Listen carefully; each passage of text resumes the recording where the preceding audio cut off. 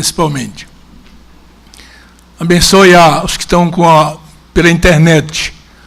Abençoe a Betinha, a irmã Betinha, dominicalmente, pela manhã e à noite. Ela pede a cuidadora para levá-la até onde ela pode assistir aos 2 cultos aqui. Ela não fala, mas ela ouve tudo muito bem e entende tudo com muita perfeição. Eu quero agradecer ao pastor Cláudio, que mandou o convite através do irmão Cleime. Aliás, era para a noite, mas aí fizemos uma permuta. E Cleime ficou à noite e eu fiquei agora pela manhã. E hoje à noite eu estarei em outra congregação. Aliás, é a última congregação que nasceu dentro do nosso ofício ministerial, que não se transformou ainda em igreja. É Ilha do Joaneiro.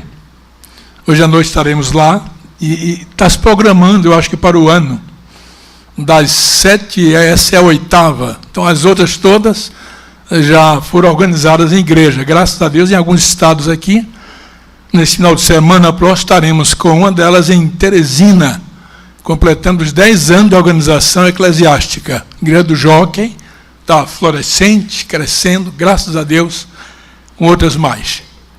Eu agradeço a Kleber essa condição de poder permutar amanhã pelo trabalho da noite.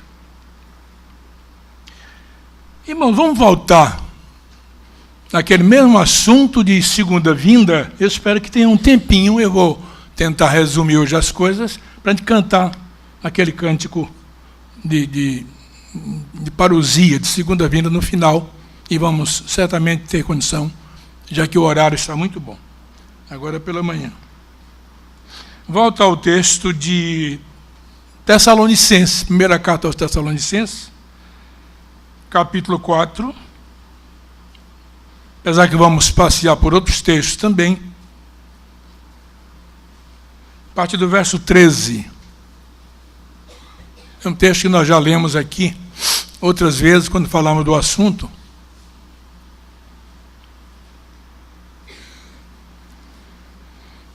Tessalonicenses, a primeira carta, capítulo 4, a partir do verso 13. Diz a situação dos mortos em Cristo e a segunda vinda do Senhor Jesus. Diz lá: não queremos, porém, irmãos, que sejais ignorantes com respeito aos que dormem. Dormir aqui é que já morreram em Cristo, no Senhor. Estão dormindo espiritualmente. Para não vos entristecerdes como os demais que não têm esperança. Quem não morre em Cristo não tem nenhuma esperança de vida eterna. Pois se cremos que Jesus morreu e ressuscitou, assim também Deus, mediante Jesus, trará em sua companhia os que dormem. Ora, ainda vos declaramos por palavra do Senhor isto: nós, os vivos, os que ficarmos até a vinda do Senhor, de modo algum precederemos os que dormem, os que já estão no sepulcro. Porquanto o Senhor mesmo, dando a sua palavra de ordem, ouvida a voz do arcanjo e ressoada a trombeta de Deus, descerá dos céus, e os mortos em Cristo ressuscitarão primeiro. Depois nós, os vivos, os que ficarmos até a vinda de Cristo, seremos arrebatados juntamente com eles entre nuvens para o encontro do Senhor nos ares. E assim estaremos para sempre com o Senhor. E ele completa dizendo: consolai-vos, pois, uns aos outros com estas palavras. Quando nós vamos lá para o último versículo da Bíblia, veja o que diz lá no último versículo da Bíblia. Apocalipse, antes da bênção, da graça final aí, de João. Verso 20 diz: aquele que dá testemunho destas coisas diz: está falando a respeito do Senhor Jesus. Certamente venho sem demora. Amém. Vem, Senhor Jesus.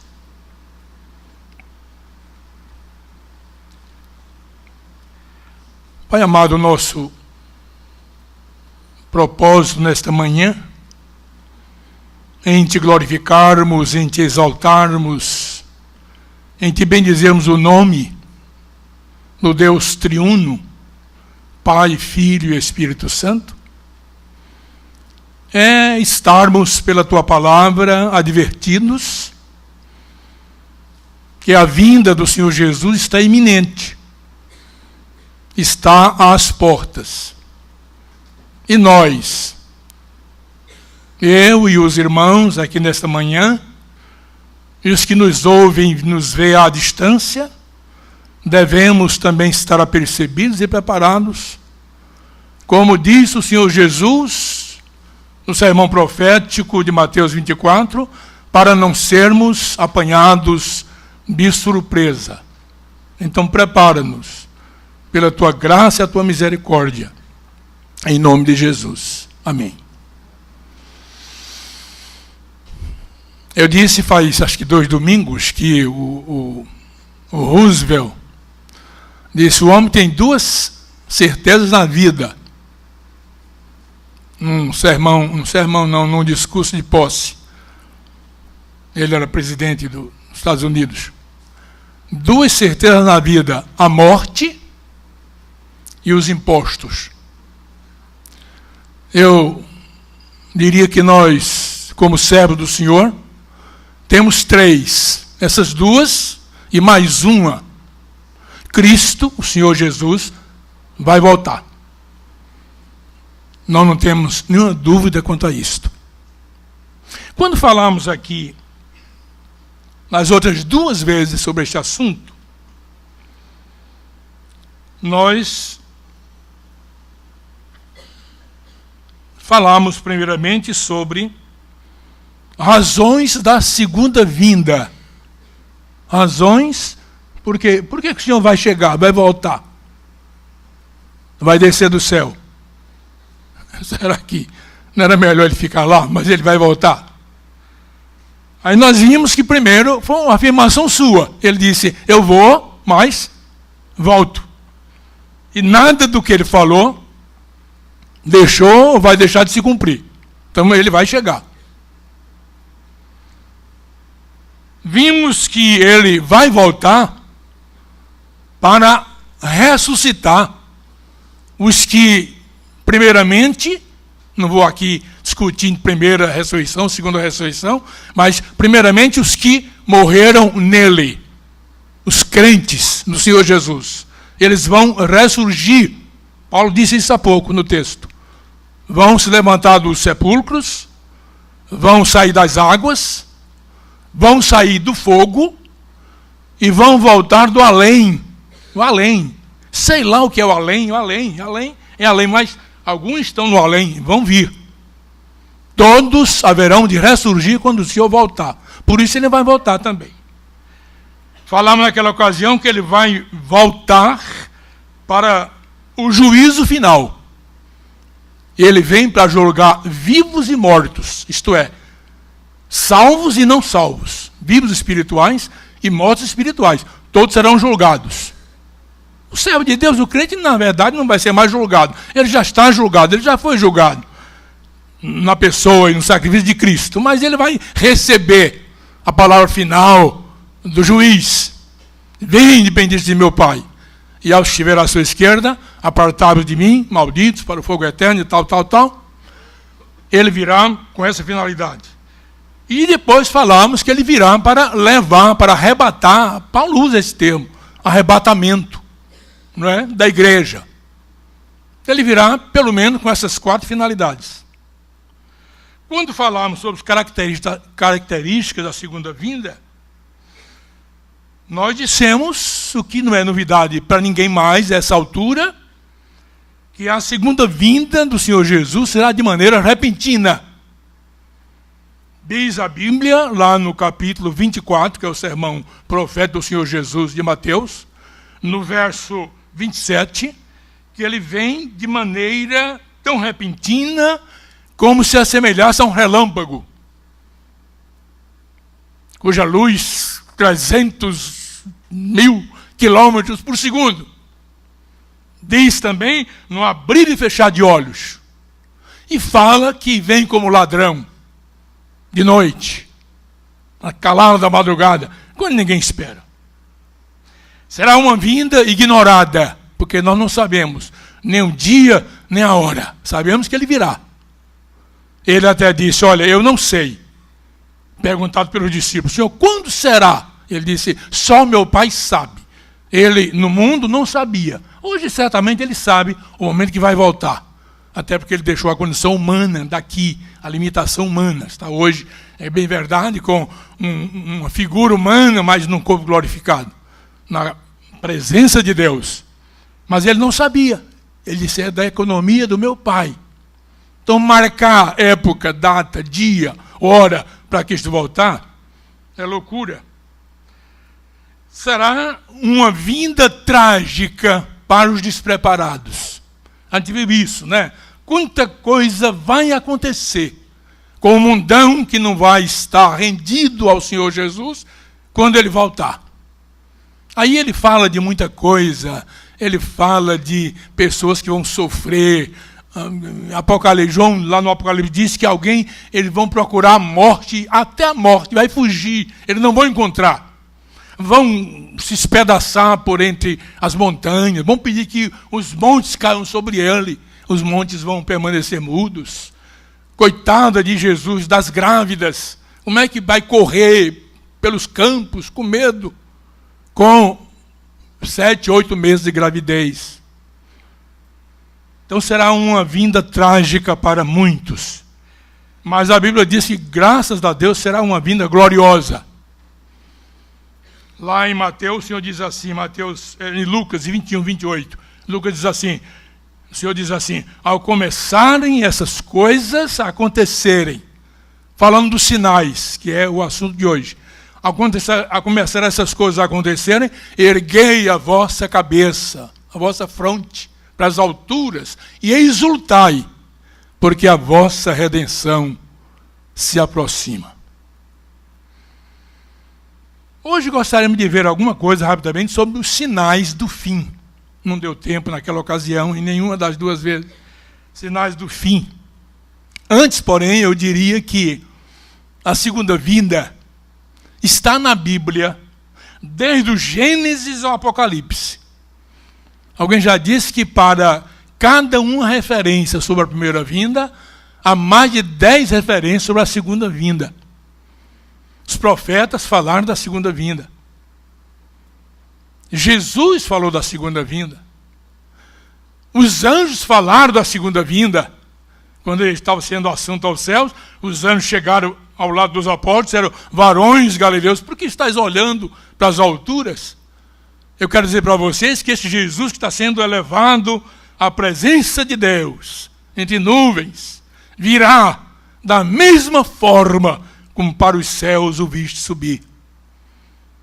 Os profetas, os apóstolos, os anjos, e ninguém mais do que o próprio Jesus disse, olha, na casa de meu pai há muitas moradas, e eu vou para lá.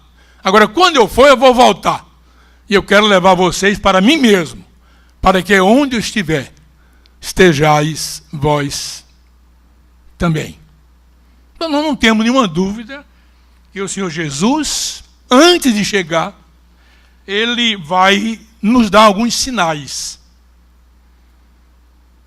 E anotei aqui alguns, são vários. Anotei 4 ou 5. Primeiro, o Evangelho da Graça será pregado entre todas as nações.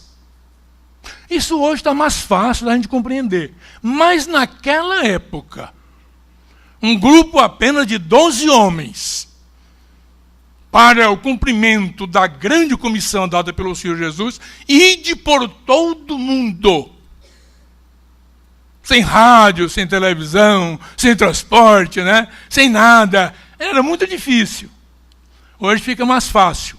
Então, de certa forma, a mensagem da salvação do Evangelho já está hoje anunciada na maioria das nações do mundo, nas quase 300 nações que compõem o nosso universo. Certamente algumas mais reticentes, umas mais fechadas. Mas quem é que já não ouviu sobre a graça salvadora do Senhor Jesus? Jesus disse, Mateus 24, 14, quando este evangelho for pregado a todas as nações, então virá o fim. Isso não quer dizer que o evangelho vai salvar todo mundo. Até porque a pregação da palavra tem dois polos. O primeiro é o despertamento dos eleitos de Deus. Que alguns estão dormindo em algum lugar. Desperta, Paulo aos Efésios. Ó tu que dormes. Levanta-te. Alguém está precisando levantar. A pregação faz isso. Mas, quando a pregação não faz isso, conscientiza o perdido. O fato é que ninguém deve ficar sem uma oportunidade ou de responder com ato atestatório ao amor eletivo de Deus, ou ter a consciência de que a sua incredulidade vai levá-lo à perdição. Então o evangelho está sendo anunciado. Segundo, a grande apostasia. Eu queria que nós abríssemos 2 Timóteo 3, de 1 a 5. Esse texto nos é muito forte, porque ele está falando, meus irmãos, primeiramente, dos de dentro da igreja. Apostatar é negar a fé. Eu já conheci em Garanhuns um homem que foi amigo de Jerônimo Gueiros, estudou no primeiro seminário aqui do Norte e Nordeste, que hoje está aqui em Recife, começou lá em Garanhuns, chamado João dos Santos. E depois ele abdicou da fé. Esse homem dizia tanta coisa horrível.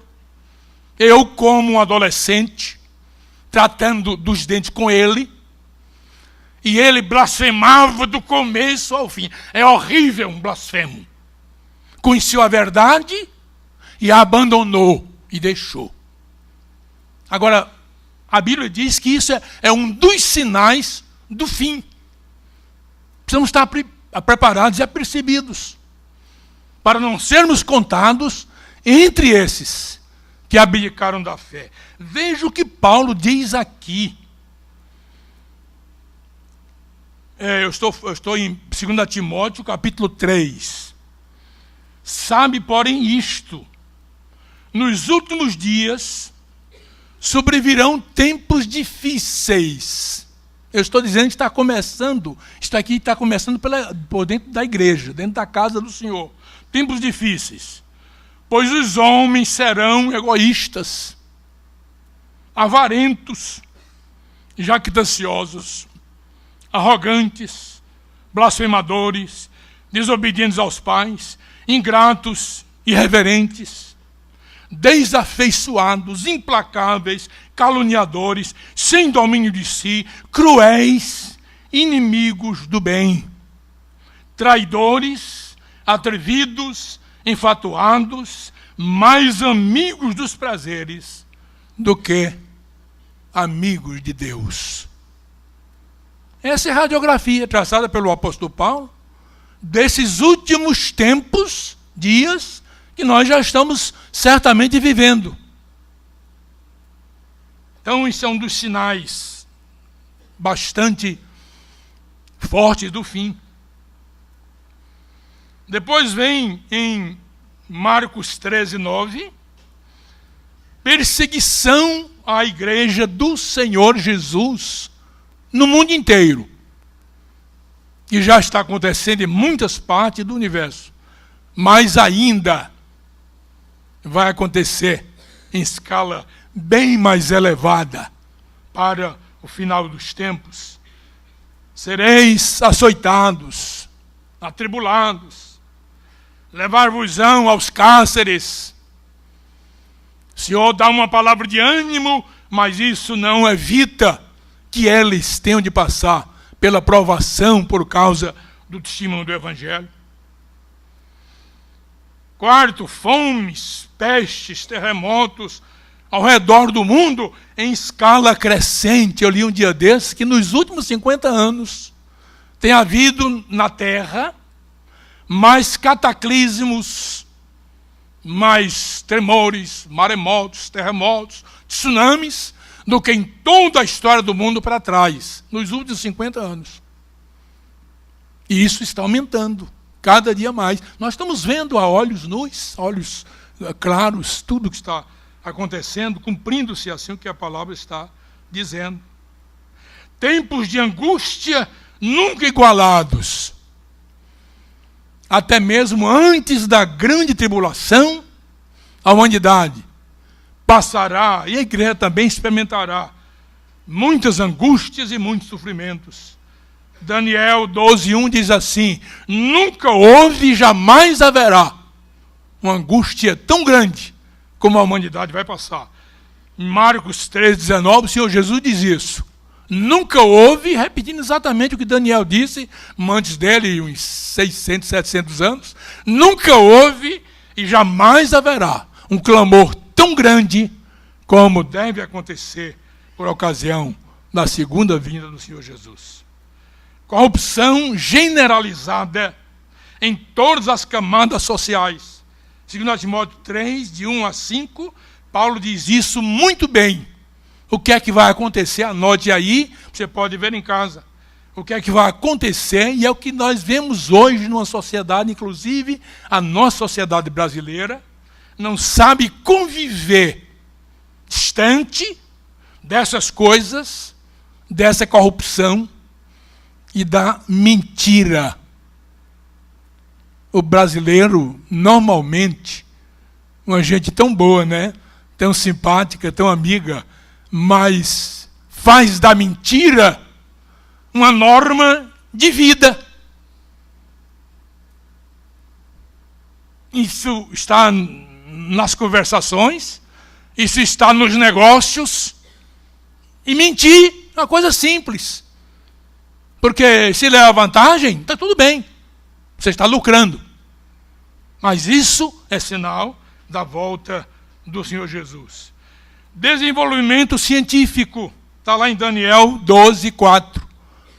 O Senhor disse assim: Daniel, segue o teu caminho até o fim, pois te levantarás no último dia, chamado dia do Senhor, como os profetas falaram, dia do Senhor. No último dia, o dia do Senhor, te levantarás para receberes a tua coroa. E a ciência vai se multiplicar. E nós estamos vendo, de uma maneira muito patente, o avanço científico, que tem trazido muitos benefícios para a humanidade, mas quantos malefícios também tem propiciado. E anotei aqui por último o surgimento do anticristo. A gente já tocou nesse assunto, e outros pastores também, e é uma matéria que a Bíblia gasta muito tempo, muito espaço. Daniel fala muito sobre isso. E os apóstolos também nas suas cartas. Eles estão preocupados porque vai surgir alguém. Está na Bíblia. Vai ser assim mesmo. Isso é uma história antiga, porque isso vem desde aquele sonho de Nabucodonosor, interpretado por Daniel. Nabucodonosor sonhou aquela estátua, né, e foi descendo, aquilo tudo foi passando, né, o Império Babilônico, o Medo-Persa, o grego, o romano, e aí sobraram só os pés da estátua. E o rei perguntou, e esses pés da estátua, Daniel? Daniel disse, olha, isso aí é uma coligação de 10 reinos no mundo. De onde surgirá um homem forte? É o anticristo. Rawlins diz que ele traz a Bíblia numa mão, porque ele é um político religioso, e os elementos da ceia na outra mão. E ele tentará por todos os meios enganar a igreja do Senhor Jesus. Ele é mestre em quebrar acordos. Ele fez um acordo, segundo Daniel, com o judeu e ele quebrou poucos anos depois. E deve ter decretado a extinção do judeu. E mexer com o judeu é mexer com o mundo todo. Isso certamente será o início do Armagedon final. Tudo está assim caminhando para isso. Anticristo. E a igreja vai conhecê-lo? Vai. Não tenho dúvida nenhuma. A igreja vai saber quem é ele. E a que ele está vindo.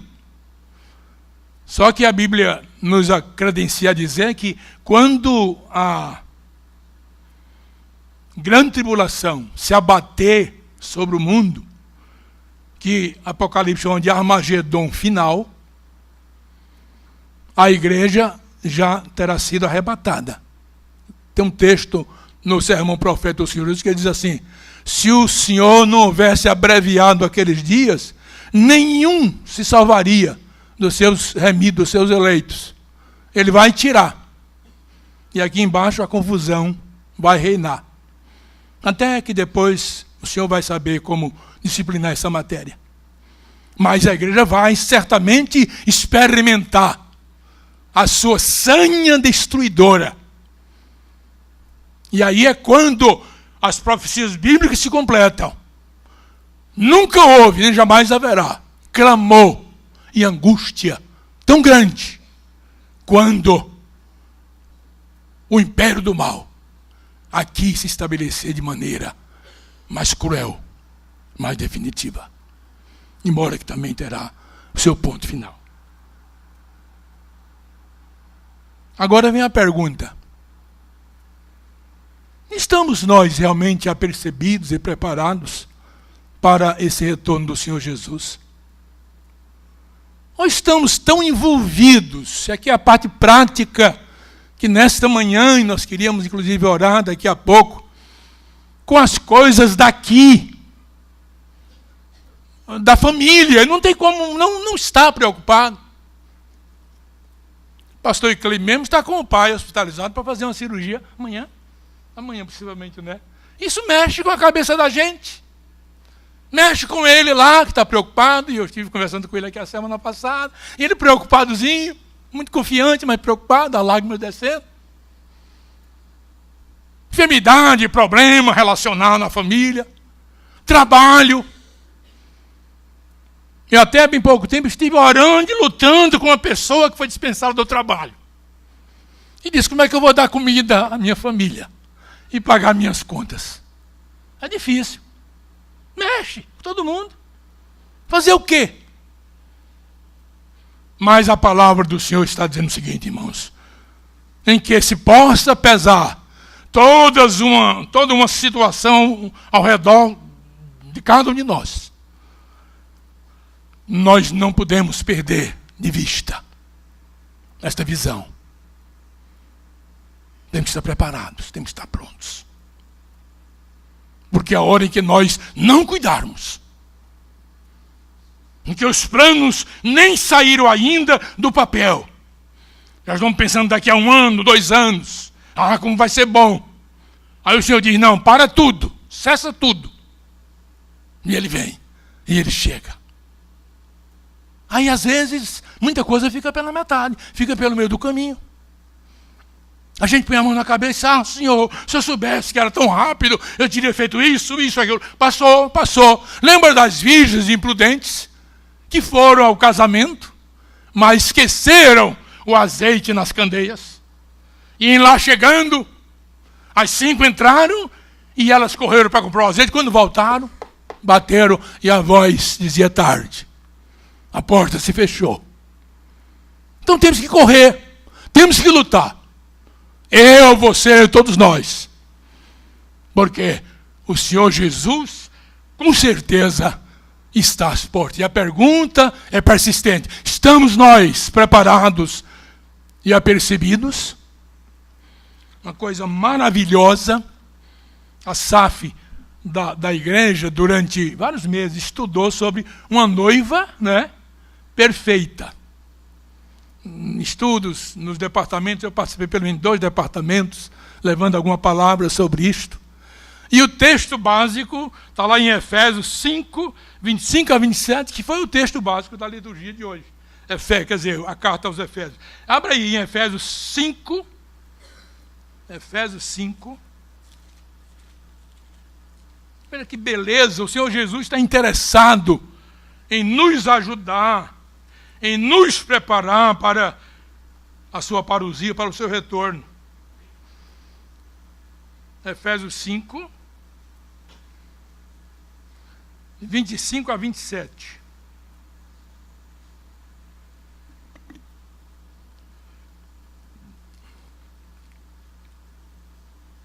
Diz assim, 25, maridos, amai vossa mulher. Interessante que não diz aqui vossas mulheres, né? Amai vossa mulher, como também Cristo amou a igreja e a si mesmo se entregou por ela. Aliás, a igreja também é uma só. Para que a santificasse, veja aí, o que é que o Senhor Jesus quer fazer? Para que a santificasse, tendo-a purificado por meio da lavagem da água pela palavra. Palavra, a Bíblia. A Bíblia lava, purifica, santifica, tira o pecado. Pela palavra. Verso 27. Para apresentar a si mesmo igreja gloriosa, sem mácula, nem ruga, nem coisa semelhante, porém santa e sem defeito. Se não estiver assim, vai ter dificuldade em aguardar com segurança, com alegria, pensando no que o Senhor disse. Ao começar essas coisas, algumas foram colocadas aqui a acontecer. Erguei a vossa cabeça, exultai, alegrai-vos, porque a vossa redenção está vindo aí, está chegando, para pôr fim ao império do mal, na expressão de Jerônimo Guerreiro naquele cântico. Então nós precisamos estar assim. E quando eu falava um departamento de auxiliadora, não sei qual foi o departamento, eu estava pensando que quando diz para santificar, é que o Senhor quer ver a sua igreja separada desse mundo. Está no mundo, mas não tem nada a ver com o mundo. Tem que fazer diferença. Alguém tem que dizer, ali está alguém que é diferente. Não para se encher de vaidade, de egoísmo, mas de humildade.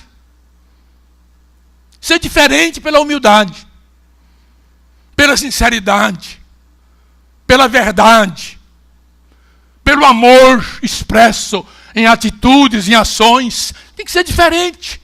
E isso é santidade. Foi colocado aqui há 2 domingos atrás. Para a santificar e para purificar. Para purificar. Santificar e purificar pela palavra, pela Bíblia. Estamos nós lendo a palavra, examinando a palavra, nos alimentando da palavra, nos descedentando pela palavra. Estamos nós crescendo na palavra de Deus diariamente. A Bíblia. Para apresentar gloriosa, com aspecto atraente, bem cuidada, perfumada, alegre, que quando chega todo mundo nota. Tem que ser assim. Sem mácula. Há marcas que não se apagam jamais. Ficam lá. Mas há marcas que precisam ser tiradas e apagadas antes do dia do Senhor. Sem ruga. Há dobras que só o ferro bem quente pode tirar na roupa. Se for ferro morno, frio, né, senhora? Não tira. Não tem jeito. Precisa esquentar, pôr ali, borrifar alguma coisa, até que aquela ruga sai. Deus às vezes faz conosco também alguma coisa parecida. Passa um ferro bem quente, porque a ruga precisa sair. A noiva não pode se apresentar dessa maneira diante do noivo que está chegando. E aí diz também, nem coisa semelhante. Eu imagino que é aquilo que nós não percebemos, não vemos, mas existe. Ele não revela a ninguém. Mas alguém está vendo, alguém sabe. Aí o Senhor vai lá. E só Ele faz isso. Talvez nem o irmão consiga nos ajudar. Nem nós mesmos. Davi pede a Deus perdão pelos pecados ocultos, não é? Coisa que fica lá dentro. O Senhor vai lá. O Espírito intercede, geme, chora, grita. Por quê? Porque o Senhor quer nos apresentar diante do Senhor, diante dEle, como uma noiva bem apresentável, completa, para que as bodas sejam também reais e perfeitas para sempre. Aí diz assim, porém, igreja pura, santa e sem defeito. Jesus quer fazer isso comigo e com você também, todos nós, a fim de podermos aguardar, pressurosos, a volta gloriosa do Senhor Jesus, que certamente não está muito longe. Caiu nas minhas mãos, eu mexendo lá nas minhas coisas. Será que eu não trouxe? Está aqui. Um conselho de Spurgeon, Charles Spurgeon. Ele diz assim, dentro desse assunto, final, ele diz assim, procure alimento bom. Ouvir a pregação do Evangelho. Estudar sempre a palavra de Deus. Respirar livremente. Não restringir a oração. Exercitar-se na piedade. Trabalhar para Deus. Voltar ao ar nativo, respirar a atmosfera do Calvário. Morar perto da total suficiência de Deus. Se essas coisas ainda não resolverem exaustivamente o seu problema, eis uma antiga receita, 2 pontos. Carne e sangue de Cristo. Tomar esse medicamento várias vezes por dia. A cura é certa. Que possamos com o coração, com os lábios, com a alma, com o ser, com todo o nosso nouso espiritual. Ora, vem, Senhor Jesus. E seria tão bom, eu tenho dito sempre isso nas conversas sobre esse assunto com as pessoas, seria tão bom que ele viesse daqui para meia-noite, mais tardar na próxima madrugada.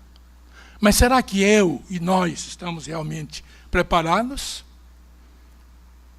Vem, Senhor Jesus. Vamos cantar aquele cântico, né? Enquanto o maestro se prepara. Qual é, meu irmão, o número? 297, né? Para quem tem dificuldade de ver aqui. E Paulão já localizou aí, está ótimo. Então nós vamos cantar este cântico. E depois do cântico, o pastor Kleiber tem a palavra. Mas enquanto o maestro se dirige aqui para o microfone, nós vamos fazer uma oração.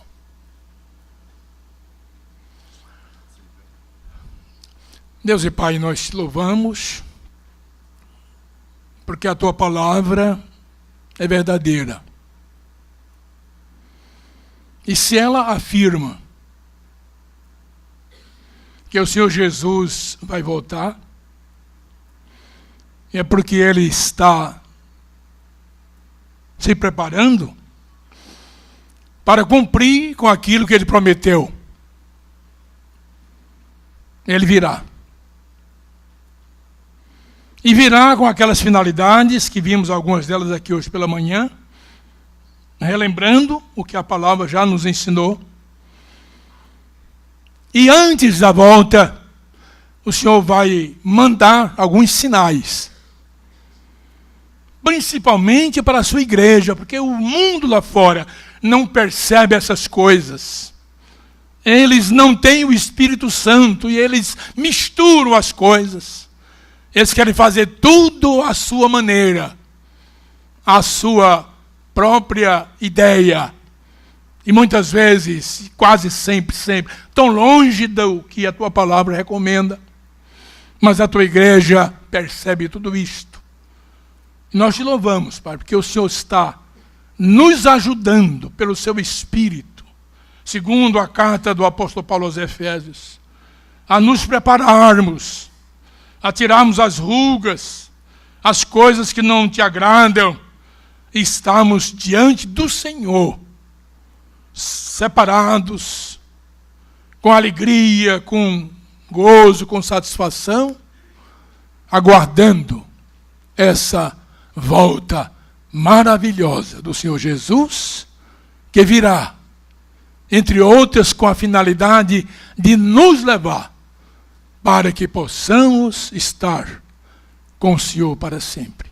Portanto, prepare-me a mim e aos meus irmãos, a todos nós aqui e aos que ouvem a tua palavra, qualquer parte do mundo no dia de hoje, para que nesse mundo tão difícil que nós vivemos, possamos exercer a nossa fé e nos prepararmos a fim de recebermos com alegria e gozo a volta, a chegada gloriosa do Senhor Jesus.